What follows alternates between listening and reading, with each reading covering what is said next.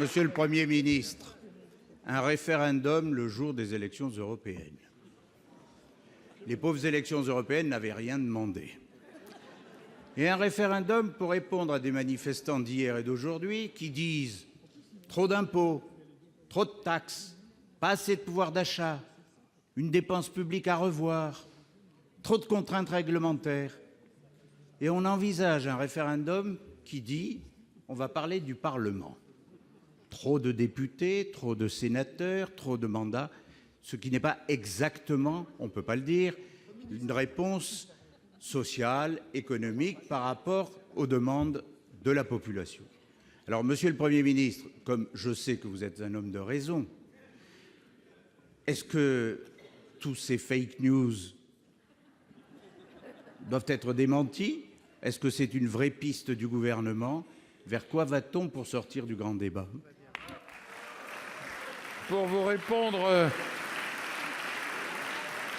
la parole est Madame le garde des Sceaux.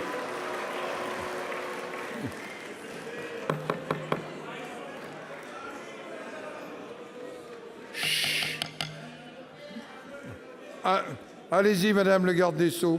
Je vous remercie, Monsieur le Président, Mesdames les sénatrices, Messieurs les sénateurs. Monsieur le sénateur Karoutchi, depuis quelques jours, effectivement, dans la presse est évoquée l'idée d'un référendum qui pourrait être organisé au printemps pour tirer les conclusions du grand débat national que le Président de la République a lancé. La question que vous posez donc me semble parfaitement légitime, puisque la Constitution, et vous le savez, prévoit dans son article 11 la possibilité que le Président de la République puisse soumettre au référendum un certain nombre de projets de loi. Cette procédure de l'article 11 a été utilisée 8 fois depuis 1958 pour trancher des questions importantes sur l'avenir du pays. Le grand débat national, tel qu'il a été voulu par le Président de la République, permet à nos concitoyens de débattre de questions qui sont importantes pour leur avenir. Et vous le savez, elles ont trait à la fiscalité, elles ont trait à l'organisation de l'État, elles ont trait à la démocratie et à la citoyenneté, elles ont trait également à la transition écologique. Et au moment où nous parlons, Monsieur le sénateur, il y a eu plus de 4000 réunions qui ont déjà eu lieu. Il y a eu plus de 700 000 contributions qui ont déjà été déposées sur le site.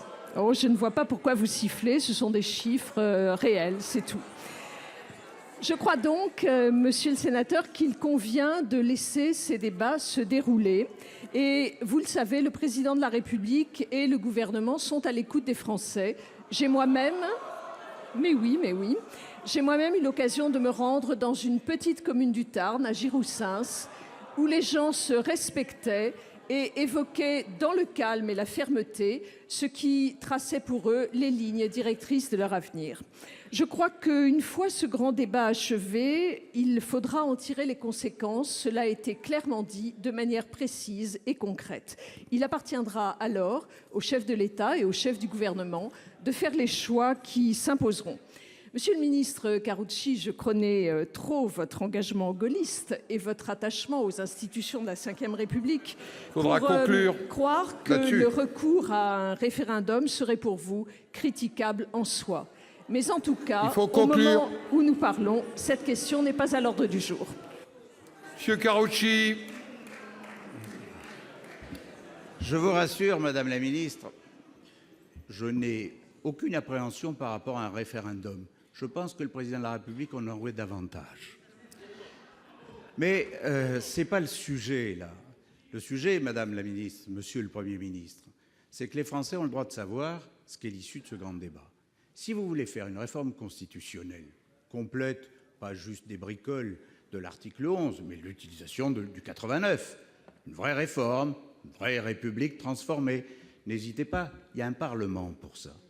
Vous savez, la démocratie représentative, ça peut compter. Moi, je veux bien tous les grands débats, mais j'ai entendu le Président de la République dire ce qui compte, c'est quand même ceux qui ont été élus. Et je vais vous dire, Monsieur le Premier ministre, 348 sénateurs, 577 députés, 925 parlementaires, 925 citoyens, rien. Mais 348 sénateurs, 577 députés, 925 parlementaires, élus de manière directe ou indirecte, c'est la France.